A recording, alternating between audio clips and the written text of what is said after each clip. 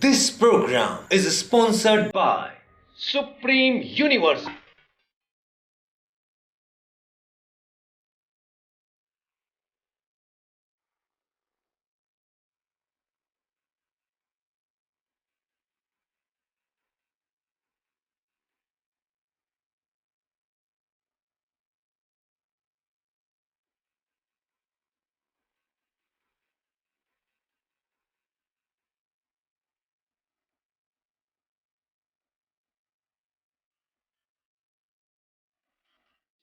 सिंधी मुंहिंजो मान आहे, सिंधी मुंहिंजी शान आहे। अरे ओ चंडीगढ़ जी चढ़ी सब तुंहिंजो ई आहे त मुंहिंजो छा आहे?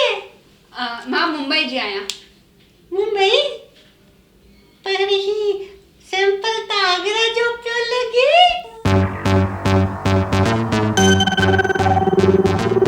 Holy party people in the house. It's time to get groovy now. Move to the rhythm. Why don't you nudge, whip, go shake, not to break. That's where. Oh yeah. Nudge, red. Whip, go shake. नच नच तू ओ घुंघरू बजाए नच नच तू ओ फिर थिरकाए नच नच तू ओ घुंघरू बजाए नच नच तू ओ फिर थिरकाए ढोल बजनता बाजा बजनता नच नच तू ओ घुंघरू बजाए नच नच तू ओ फिर थिरकाए Nudge, red.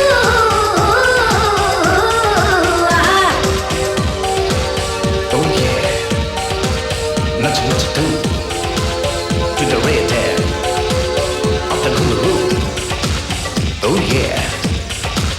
Nudge, too. रात नशीली दिल ते खुमारी रंगे जवानी आ चौधारी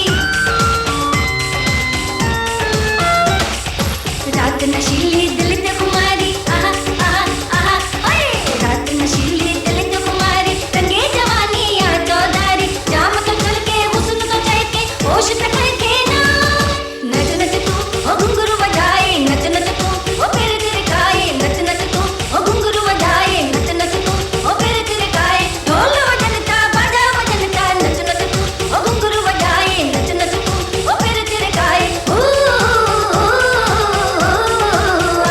Get wicked.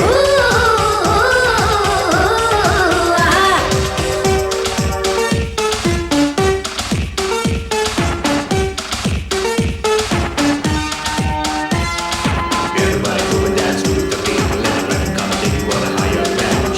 Shake your body, oh yeah, that's the thing. Listen to your heart, oh what a sound. What's coming your way now? Get moving, all the way, oh yeah. सुहग का तलवार थींदो घायल हर एक यार थींदो सुहग का तलवार थींदो आहा आहा आहा ओए सुहग का तलवार थींदो घायल हर एक यार थींदो हुस्न नज़र जो तार थींदो नाव तो घेर लगाए नच नच तू ओ घुंघरू बजाए नच नच तू ओ फिर थिरकाए नच नच तू ओ घुंघरू बजाए नच नच तू ओ फिर थिरकाए ढोल बजनता बाजा बजनता नच नच तू ओ घुंघरू बजाए नच नच तू ओ फिर थिरकाए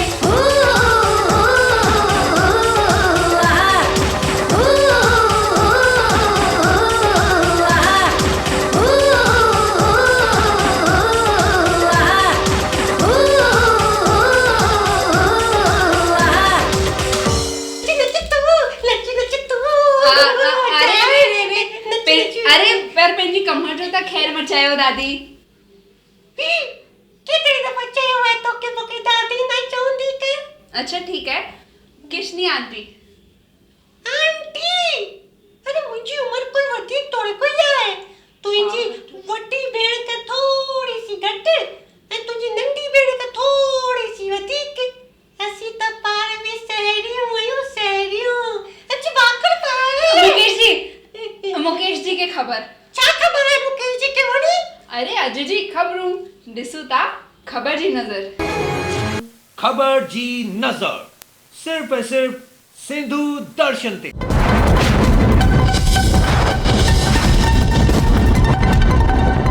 पूरे भारत में मिनी मुंबई जे नाले सां मशहूर मध्य प्रदेश जे शहर इंदौर में हिन दफ़ा 3 ॾींहंनि जो इंटरनेशनल सिंधी सम्मेलन जो आयोजन कयो वियो।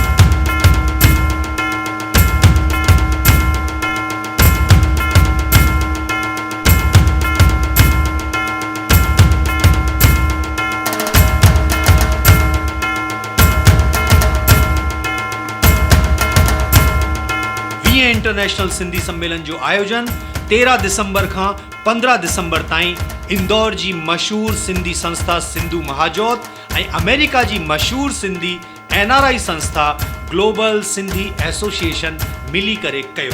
इंटरनेशनल सिंधी सम्मेलन इंदौर जे पहिरें ॾींहुं 13 दिसंबर जो सम्मेलन में सभिनी खां पहिरीं दादा हरेश चेलाराम पंहिंजी मिठी आवाज़ में गुरबाणी साहब जो पाठ कयो। सिंधु महाजोत जे सभिनी बानीकारन प्रसिद्ध उद्योगपति PP हिंदुजा उन्हनि जो शानदार स्वागत कया। रोहड़की जा मशहूर संत साधराम साहब पंहिंजे आशीर्वचन में सम्मेलन जी सफलता ऐं आयोजन लाइ सम्मेलन जे बानीकारन खे शुभकामनाऊं ॾिनऊं। 20 इंटरनेशनल सिंधी सम्मेलन जे मुख्य अतिथि पूर्व उप प्रधानमंत्री LK आडवाणी साहब सम्मेलन जो उद्घाटन दीप प्रज्वलन करे कयो। सम्मेलन जे मुख्य अतिथि LK आडवाणी साहब जो सम्मेलन जे बानीकारन साफ़ो शॉल ऐं माला पाए करे शानदार स्वागत कयो। हिन मौके ते आडवाणी साहब सां गॾु साधराम साहिब, सुमित्रा महाजन, PP हिंदुजा, मुरली अडनानी, प्रेम लालवानी, लधाराम नागवानी, लाल के मोटवानी, डॉक्टर राम बख्शानी, अमर दौलतानी, शिवा कोटवानी, डॉक्टर निर्मला वाधवानी जो भी शानदार स्वागत कयो। ग्लोबल ट्रस्ट जी तरफां सार्थक मिशन जी DVD जो विमोचन LK आडवाणी साहब पंहिंजे हथनि सां कयो। सार्थक मिशन जी DVD जे लॉन्च सां गॾोगॾु सिंधु दर्शन TV प्रोग्राम जी भी शोरील दर्शकनि खे ॾेखारी वई।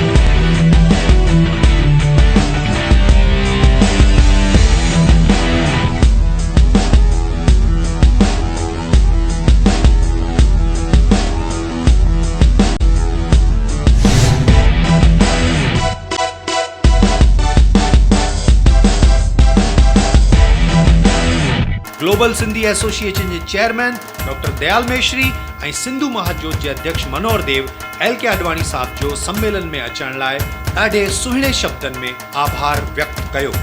हिन मौके ते BJP जी MP सुमित्रा महाजन ऐं प्रसिद्ध उद्योगपति PP हिंदुजा भी ऑडियंस के संबोधित कयो। सम्मेलन जे मुख्य अतिथि LK आडवाणी साहब पंहिंजे उद्घाटन भाषण में चयो त हुननि खे सिंधी सम्मेलन में अची करे हमेशा ॾाढी ख़ुशी थींदी आहे। LK आडवाणी साहब इन मौके ते सम्मेलन जी सौविनियर जो भी विमोचन कयो। सम्मेलन जे पहिरें ॾींहं जो अहवाल असांखे मोकिलियो सिंधु दर्शन जे मीडिया डायरेक्टर कैलाश आडवाणी ऐं सिंधु दर्शन जे मध्य प्रदेश जे ब्यूरो चीफ राजेंद्र सचदेवा। बाक़ी 2 ॾींहंनि जी ख़बरूं तव्हां असांजे ईंदड़ हफ़्तनि जे प्रोग्राम में ज़रूर ॾिसंदा। जय झूलेलाल।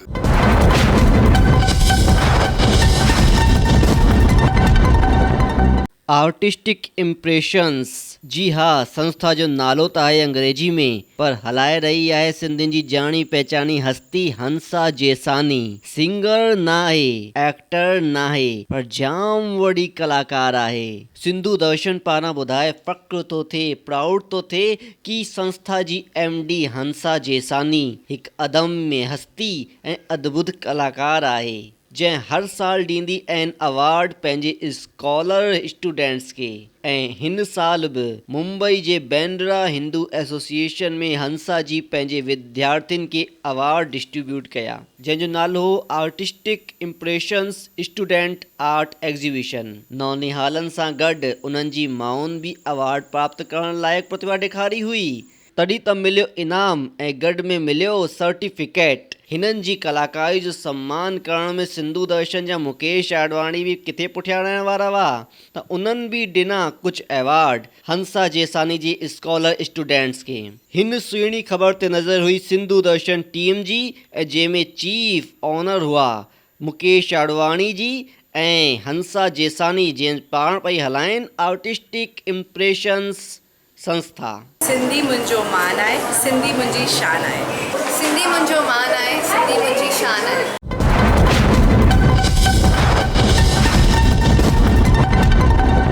ताज़ो ही अहमदाबाद में छत्तीसगढ़ साहित्य अकेडमी जे चेयरपर्सन श्री मुरलीधर माखीजा जे रहबरीअ में हिकु सिकबरी गॾिजाणी थी, जंहिंजो शानदार आयोजन भारत भर मशहूर ड्रामा ऐं म्यूजिकल ग्रुप रंग करम थिएटर अहमदाबाद तरफ़ां आयोजित कयो वियो। स्वागती तकरीर डॉक्टर जेठो लालवाणीअ कई। मास्टर चंद्र जा कलाम फनकार राजेश वलेशा तरफ़ां पेश कया विया। हिन मौके ते डॉक्टर हूंदराज बलवाणीअ साहित्यक किताब ॾेई मुरलीधर माखीजा जो सन्मान कयो।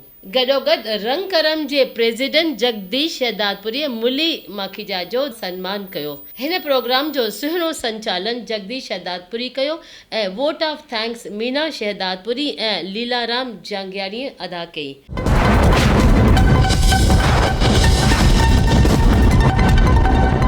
सिंधी समाज जा सुहिणा सिंधी न सिर्फ़ सिंधियत जा बल्कि ॿियनि समाजनि जी संस्थाउनि जा बि वॾा पदाधिकारी ठही सुहिणा कार्य करे रहिया आहिनि। इन सिलसिले में लॉयन अमर मंजाल जीअ खे जॉइंट्स इंटरनेशनल जी शाखा जायंट्स ग्रुप ऑफ जूहू जो प्रेसिडेंट ठाहियो वियो आहे।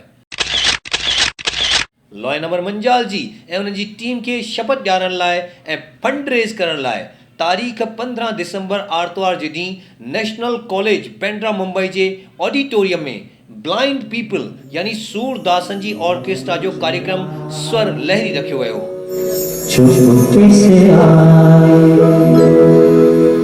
मेरे ख्यालों के आंगन में कोई सपनों दीप जलाए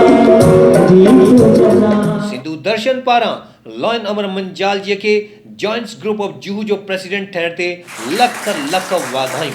इन कार्यक्रम के सफल बनाने में योगदान ॾियण वारनि डोनर्स, स्पॉन्सर्स, वेल विशर्स के सम्मानित कयो वियो।